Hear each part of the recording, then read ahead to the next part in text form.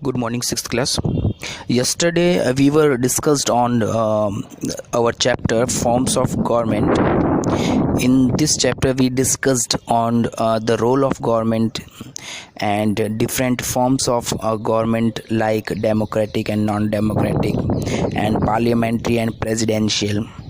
Now today we discuss another form of government, that is unitary and federal government, which is on page 195. तो हम लोग अगर देखें तो यूनिटरी एंड फेडरल, यूनिटरी जो type of government है इसमें सिर्फ सिंगल गवर्नमेंट होती है, यानी होल कंट्री, पूरी कंट्री में एक ही गवर्नमेंट होगी, means central government, no state government, no local government, only one form of government यानी वन यूनिट. यूनिट से वन वर्ड बना है यूनिटरी, इसको यूनियन गवर्नमेंट भी कह सकते हैं. और इस तरह के जो एग्जांपल्स है एट प्रेजेंट जो है वो ब्रिटेन जो है, चाइना है और चिले, इन कंट्रीज़ में है. चाइना और ब्रिटेन के बारे में आप लोग जानते हैं. चिले जो है ये साउथ जो अमेरिका कॉन्टिनेंट है वहाँ से बिलोंग करता है, ये कंट्री है. ये यहाँ पर जो एक सिंगल फॉर्म ऑफ गवर्नमेंट होती है, जो भी सेंट्रल गवर्नमेंट है वही जो लॉज है वो मेक करती है और वही उन लॉज को एग्जीक्यूट इम्प्लीमेंट करती है. अगर हम लोग इसका जो इसका ऑपोजिट फॉर्म है that is federal form. Next, federal form of government. Federal form of government में two and more than two level of governments होती है.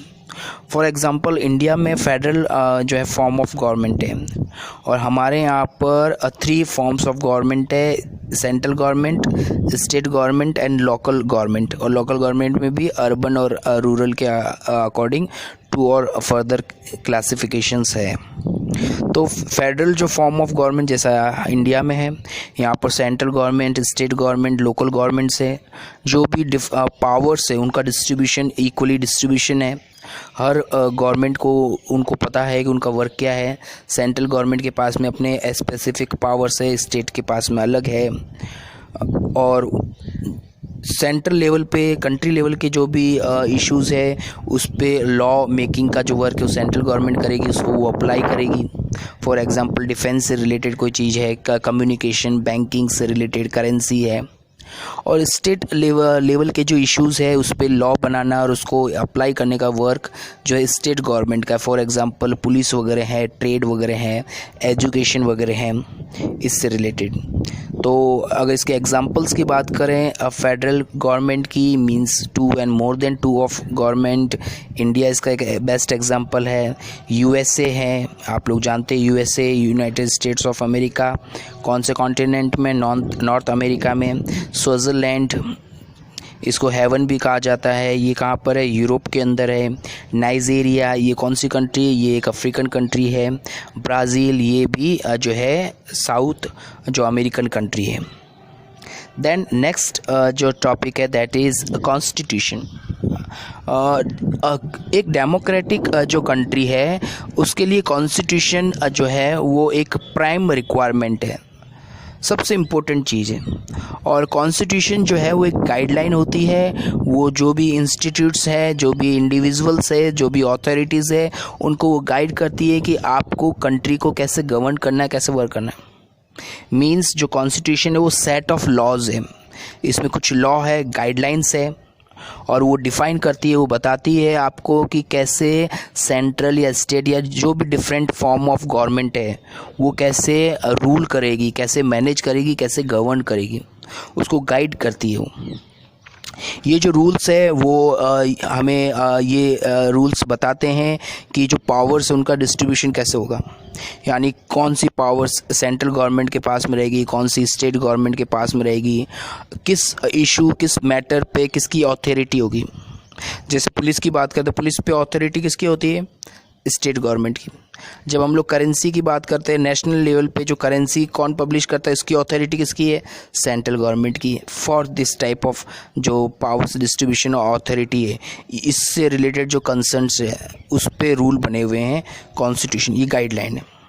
इसके अलावा ये भी बताती है कि आपकी लिमिट्स, यानी अगर आपके पास पावर्स है तो आपके लिमिट्स क्या है, कौन कौन से जो इश्यूज़ है वो आपके कंट्रोल में नहीं है, वो इश्यूज़ पे आप लॉ नहीं बनाएंगे, आप इंटरफेयर नहीं करेंगे. ये वर्क भी है, यानी दोनों चीज़ें बताई गई है कौन से वर्क आपको करने हैं, डूज और नॉट डूज दोनों अगर देखें इसमें। और ये जो कॉन्स्टिट्यूशन होता है ये गवर्नमेंट को और गवर्नमेंट में जो भी इंस्टीट्यूट्स है उनको जो है उनके लिए प्रोविज़न्स होते हैं और उनको इन इंस्टीट्यूट्स को इन प्रोविज़न्स को फॉलो करना होता है, इसके अकॉर्डिंग वर्क करना होता है। और जो गवर्नमेंट ऐसा नहीं करती तो उस गवर्नमेंट को रिमूव किया जा सकता है। अब कॉन्स्टिट्यूशन है, कॉन्स्टिट्यूशन के भी कुछ फीचर्स हैं। कॉन्स्टिट्यूशन को भी हम लोग कुछ क्लासिफाई कर सकते हैं। एक फर्स्ट जो क्लासिफिकेशन है दैट इज़ जो कॉन्स्टिट्यूशन है रिटन और अनरिटन, और नेक्स्ट जो है वो है आपके रेजिड एंड फ्लेक्सिबल। तो हम लोग फर्स्ट जो है रिटन एंड अनरिटन इसको एक बार डिस्कस कर लेते हैं। कॉन्स्टिट्यूशन, वर्ल्ड में कुछ ऐसी कंट्रीज़ है जिनका अपना रिटन कॉन्स्टिट्यूशन है और कुछ ऐसी भी कंट्रीज़ है जिनका अनरिटन कॉन्स्टिट्यूशन। इंडिया जो है हमारा, जो इंडिया का जो कॉन्स्टिट्यूशन है वो रिटन कॉन्स्टिट्यूशन, और वर्ल्ड का सबसे बिगेस्ट कॉन्स्टिट्यूशन, सबसे बड़ा रिटन में सबसे बड़ा इंडिया का ही है। और ये रिटन कॉन्स्टिट्यूशन है, इसमें हमारे कंट्री के जो फंडामेंटल प्रिंसिपल्स, फंडामेंटल जो थ्योरीज़ है वो इसमें इंक्लूड है। और ये पूरा ये रिटन फॉर्म में, ताकि किसी तरह का कोई कन्फ्यूज़न नहीं हो, किसी तरह का कोई कॉन्फ्लिक्ट नहीं हो, क्योंकि हर जो पर्सन है, हर इंस्टीट्यूट इन लॉज को अपने अकॉर्डिंग इंटरप्रेट करेगा, समझाएगा। लेकिन अगर ये रिटन में है तो हम लोग इसमें चेंजेस नहीं कर सकते। इंडिया का जो कॉन्स्टिट्यूशन है ये किसने बनाया था? ये कॉन्स्टिट्यूएंट असेंबली, और ये कॉन्स्टिट्यूएंट असेंबली ने इसको जो है प्रिपेयर किया है। इसने 9 दिसंबर 1946 को, देखो 1946 को हम लोग जो इंडिपेंडेंट हो गए थे, क्या नहीं हुए थे, 15 अगस्त 1947 को। यानी ये कॉन्स्टिट्यूएंट असेंबली कब वर्किंग में आई? जब यहाँ पर ब्रिटिशर्स थे। 9 दिसंबर 1946 को कॉन्स्टिट्यूएंट असेंबली ने कॉन्स्टिट्यूशन पे वर्क शुरू किया, इंडिया का कॉन्स्टिट्यूशन।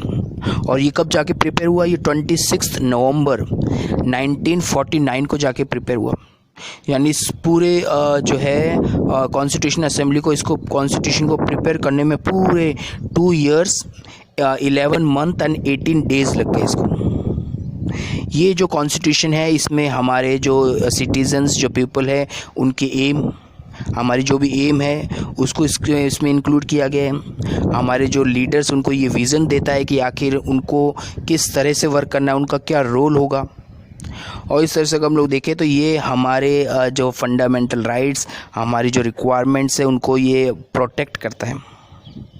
ये किसी भी तरह की कोई कॉन्फ्लिक्ट है उस कॉन्फ्लिक्ट को रिमूव करता है, किसी तरह का कोई कन्फ्यूज़न उसको रिमूव करता है। देन जो है ब्रिटिश कॉन्स्टिट्यूशन, ब्रिटिश जो कॉन्स्टिट्यूशन है वो अनरिटन कॉन्स्टिट्यूशन, कहीं भी कोई भी सिंगल डॉक्यूमेंट नहीं है, कुछ भी नहीं लिखा हुआ है। एक्चुअली अगर हम लोग देखें तो फ्रांस, ब्रिटेन, अमेरिका जो है ये ओल्डेस्ट डेमोक्रेटिक कंट्रीज़ है। वर्ल्ड में सबसे पहले अगर कहीं डेमोक्रेसी आई तो यहाँ। और ब्रिटेन जो अगर हम लोग देखें तो पॉलिटिकली जो है वो लॉन्ग टाइम पीरियड से स्टेबल रहा है, वहाँ पर कभी कोई प्रॉब्लम नहीं हुई, किसी तरह के कोई बड़े रिवॉल्यूशंस नहीं हुए। यही रीज़न है कि जो है ब्रिटेन है वो लगातार जो कंटिन्यूसली जो है पॉलिटिकली स्टेबल रहा है और उसने बहुत कुछ सीखा है। और जो कुछ उन्होंने सीखा है उसी को उन्होंने अपने प्रैक्टिस में लेके आए, अपने व्यवहार में लेके आए, और अपने व्यवहार और प्रैक्टिस में जो चीज़ वो लेके आ रहे हैं वही उनका कॉन्स्टिट्यूशन है। जैसे आपकी फैमिली में भी कुछ रूल्स होंगे, आपकी फैमिली में रूल्स होंगे, कब कौन बाहर जाएगा, कब घर पे अंदर आना है आपको, कब क्या खाना बनेगा, क्या नहीं है, सबकी रिस्पॉन्सिबिलिटीज़ है। कहीं ये रिस्पॉन्सिबिलिटीज़ लिखी हुई है? नहीं, ये कहीं रिटर्न में नहीं होगी, क्योंकि हम लोग ये काफ़ी समय से इस चीज़ को फॉलो कर रहे हैं, हम लोग इससे फैमिलियर हैं, तो इसकी ज़रूरत ही नहीं है। सेम वैसा ही है यहाँ पर जो कॉन्स्टिट्यूशन है वो कॉन्स्टिट्यूशनल जो है कॉन्वेंशंस है, यानी जो सेमिनार्स वगैरह होते हैं या फिर जो प्रैक्टिसेस है उसके अकॉर्डिंग इसको जो है प्रेसिडेंट का मतलब होता है रोल मॉडल्स, एग्जाम्पल।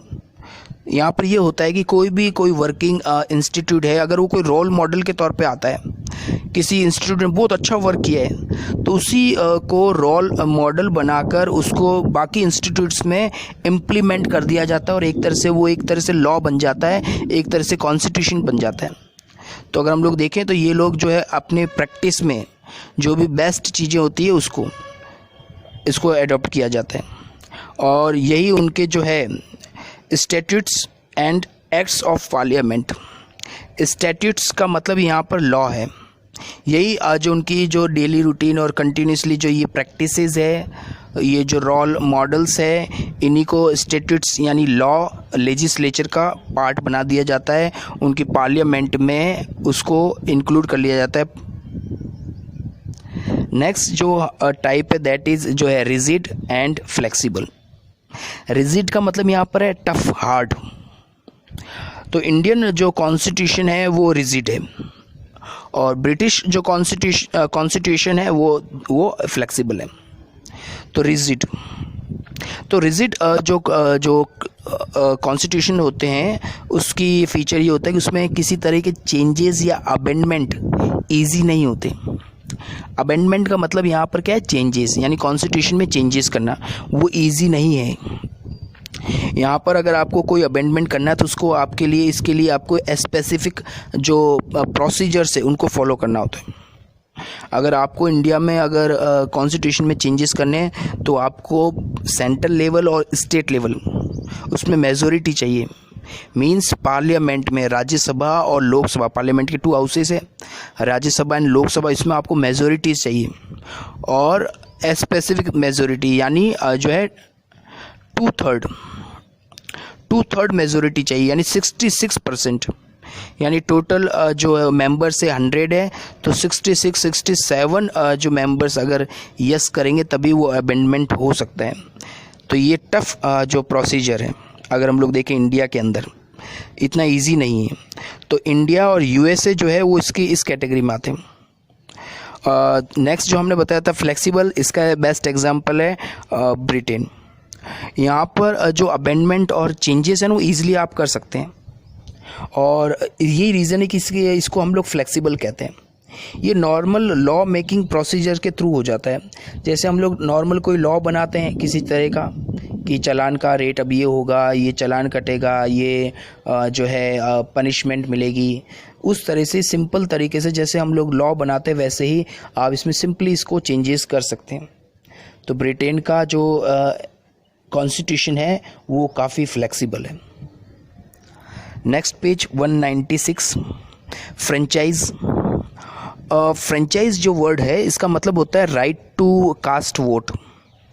अगर हम लोग देखें तो डेमोक्रेटिक जो कंट्रीज़ है उसमें एक इम्पोर्टेंट फीचर है कि वो अपने जो सिटीजन्स हैं उनको राइट टू वोट कास्ट यानी वोट कास्ट करने का वो राइट देता है इलेक्शंस में। और अगर हम लोग कहें तो ये जो है पहले ऐसा नहीं था। स्टार्टिंग में अगर हम लोग देखें पास्ट में अगर हम लोग जाएं, कई ऐसे कंट्रीज़ थे जहाँ पर ये जो फ्रेंचाइज, ये जो वोट है, ये राइट टू वोट, ये काफ़ी लिमिटेड होता था। ये सिर्फ कुछ पर्टिकुलर एजुकेशन जिनके पास में एजुकेशन थी, एजुकेटेड थे, या फिर possession of wealth and income, जिनके पास में मिनिमम इतनी वेल्थ या इनकम होगी वो लोग ही वोट कर सकते, यानी इस तरह की कंडीशन होती थी। और अगर हम लोग देखें तो वोट जो है वो काफ़ी इम्पोर्टेंट है, स्पेशली डेमोक्रेसी में। ये वोट जो है वो ही हमें जो है कैपेबल बनाते हैं कि हम लोग जो है अपने जो मेंबर्स हैं लेजिस्लेटिव असेंबलीज और जो पार्लियामेंट के, उनको इलेक्ट कर सकते हैं। और ये हमारे इलेक्टेड जो रिप्रेजेंटेटिव्स है वो हमारे थ्रू जो इस गवर्नमेंट और इस कंट्री को रूल करते हैं। और अगर हमें लगता है कि हमारा जो रिप्रेजेंटेटिव है हम लोग उससे अनसेटिस्फाई है तो आप इसी वोट से, इसी फ्रेंचाइज से आप उसको रिप्लेस भी कर सकते हैं नेक्स्ट जब भी इलेक्शन होंगे। और अगर वो अच्छा काम कर रहा है तो आप उसको कंटिन्यू कर सकते हैं। तो आज के समय में एट प्रेजेंट अगर हम लोग बात करें तो ये यूनिवर्सल है, यानी सभी को जो है, जो भी मेंबर्स है, जो भी सिटीजन्स है, उनके पास में राइट टू वोट कास्ट है। और इसको फंडामेंटल राइट्स में इंक्लूड किया गया है, यानी कोई भी गवर्नमेंट उनसे ये राइट नहीं ले सकता। मतलब ये हुआ कि आज कोई भी ह्यूमन रेस है, चाहे वो जो है ऑस्ट्रेलियन हो, चाहे यूरोपियन हो, चाहे इंडियन हो, चाहे चाइनीज़ हो, आप देखते हैं इनका लुकआउट अलग अलग है ना, ये ह्यूमन रेस कहते हैं। कोई भी ह्यूमन रेस हो, एथनिसिटीज़ जो है यानी किसी भी रिलीजन, किसी कास्ट से रिलेटेड लोग हैं, कोई भी क्लास है, poor and rich, gender, female, male, कोई भी जो है वो वोट कर सकता है आज के समय में एट प्रेजेंट। किसी तरह का ये नहीं है कि इस कास्ट का है तो वोट नहीं कर सकता, ये फीमेल है तो नहीं कर सकता, ये ब्लैक है तो नहीं कर पाएगा, ये बहुत ज़्यादा इसकी हाइट है नहीं कर सकता, ऐसा नहीं है। यही रीज़न है कि आज के समय में सभी जो डेमोक्रेटिक कंट्रीज़ है वहाँ यूनिवर्सल सफरेज का मतलब वोट ही है, वोट कास्ट। सफरेज का मतलब है वोट कास्ट, वोट करना। तो आज ये यूनिवर्सल है, सब लोग कर सकते हैं, लेकिन ऐसा पहले नहीं था। स्पेशली अगर हम लोग कहें तो यूनिवर्सल जो सफरेज है इसकी स्टार्टिंग कब हुई? अर्ली 19th सेंचुरी में इसकी स्टार्टिंग हुई। अर्ली 19th सेंचुरी कह रहा हूँ तो इसका एग्जांपल हुआ 1811 में, 1807, 1821 उस समय। और उससे पहले क्या होता था, उस समय सिर्फ प्रॉपर्टी था, यानी मिनिमम गवर्नमेंट ने कर रखा था इतनी प्रॉपर्टी जिनके पास में होती थी वही वोट कर सकते थे। और प्रॉपर्टी का क्राइटेरिया काफ़ी हाई रखा जाता है, यानी जो रिच पर्सन्स होते थे वही वोट कर सकते थे ना। उसके बाद में इसको रिमूव किया गया, लोगों ने प्रेशराइज़ किया, रिवॉल्यूशन किया। फ्रेंच रिवॉल्यूशन जो है वो काफ़ी फेमस है, अमेरिकन जो रिवॉल्यूशन है वो काफ़ी फेमस है।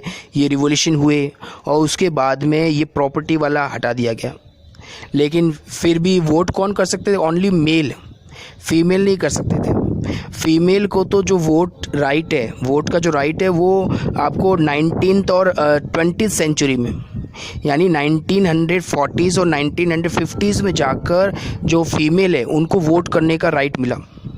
कई कंट्रीज़ में फिर फीमेल जो रिवॉल्यूशंस हुए उन्होंने यूनिवर्सल सफरेज के लिए डिमांड की, और फिर आगे जाके 1940s 50s में जाके जो बड़ी डेवलप कंट्रीज़ थी उन्होंने फीमेल्स को भी दिए राइट। तो काफ़ी लेटर जो है फीमेल से उनको ये राइट मिल पाया। तो ये इतना इजी नहीं था जो आज के समय में हमें जो यूनिवर्सल सफरेज मिल रहा है।